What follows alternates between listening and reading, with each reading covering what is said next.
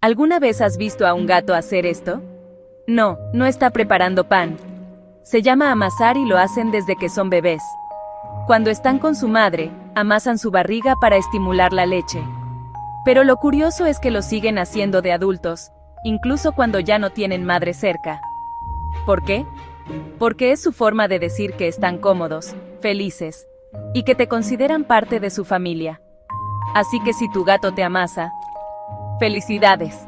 Eres oficialmente su humano favorito. ¿Ya sabías esto? Comenta Gato Panadero sí sí.